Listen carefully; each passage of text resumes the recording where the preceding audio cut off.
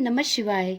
जैसा कि आप सभी जानते हैं कि प्रत्येक मास के कृष्ण पक्ष की चतुर्थी के दिन भगवान श्री गणेश को प्रसन्न करने के लिए हम व्रत, पूजा और उनकी अर्चना करते हैं। इसे संकष्टी चतुर्थी कहते हैं।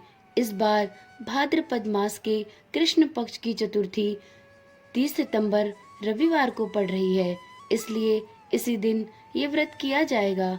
ये चतुर्थी साल में आने वाली 4 प्रमुख चतुर्थी में से एक है। इस दिन कई शुभ योग बनेंगे, जिसके कारण इसका महत्व और भी बढ़ जा रहा है। चलिए जानते हैं कि संकष्टी चतुर्थी व्रत की पूजा विधि, शुभ मुहूर्त और भगवान गणेश को प्रसन्न करने के कुछ उपाय। 3 सितंबर रविवार को रेवती नक्षत्र होने से वर्धमान और अश्विनी नक्षत्र होने से आनंद नाम के शुभ योग बनेंगे। सिंह राशि में बुध और सूर्य के होने से बुधादित्य नाम का राजयोग बनेगा। इसके अलावा स्वार्थ सिद्धि, वृद्धि और ध्रुव नाम के 3 अन्य शुभ योग भी इस दिन रहेंगे। इस दिन चंद्रोदय रात 8:57 पर होगा और इसके पहले ही भगवान श्री गणेश की पूजा कर लेनी है और चंद्रमा उदय होने पर अर्घ्य देकर व्रत को पूर्ण किया जाएगा।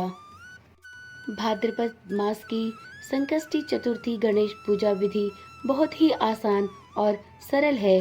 आपको 3 सितंबर रविवार की सुबह उठकर स्नान आदि के बाद व्रत पूजा का संकल्प ले लेना चाहिए।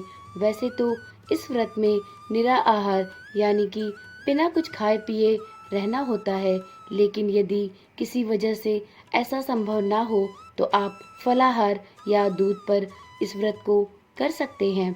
पूरे दिन कम बोले, बुरे विचार मन में ना लाएं और शाम को चंद्रमा उदय होने से पहले भगवान श्री गणेश की पूजा कर ले।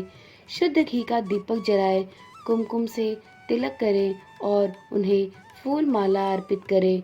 दुर्वा घास चढ़ाएं और अपनी इच्छा अनुसार भगवान श्री गणेश को भोग लगाएं। पूजा के दौरान श्री गणेशाय नमः मंत्र का जाप अवश्य करें। जब चंद्रमा उदय हो तो जल से अर्घ्य देकर पूजा संपन्न करें।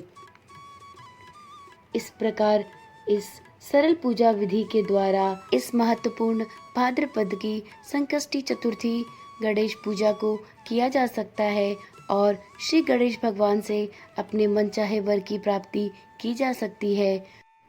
गणेश पूजा की विधि ये तो बहुत ही सरल है, परंतु इसमें कुछ खास बातों का ध्यान रखना चाहिए, जिन कार्यों को भूल कर भी नहीं करना चाहिए। इससे भगवान गणेश नाराज हो सकते हैं और आपकी पूजा अधूरी रह सकती है। गणेश भगवान की पूजा में भूल कर भी कभी तुलसी जी के पत्तों का उपयोग नहीं करना चाहिए। गणेश जी की पूजा में आपको कभी भी सूखे फल या सूखे फूलों का प्रयोग नहीं करना चाहिए। गणेश भगवान की पूजा करते समय इन 2 बातों का विशेष रूप से ध्यान रखना चाहिए। तो चलिए ये वीडियो यहीं पर समाप्त होती है और फिर मिलते हैं एक नई जानकारी के साथ। तब तक के लिए धन्यवाद।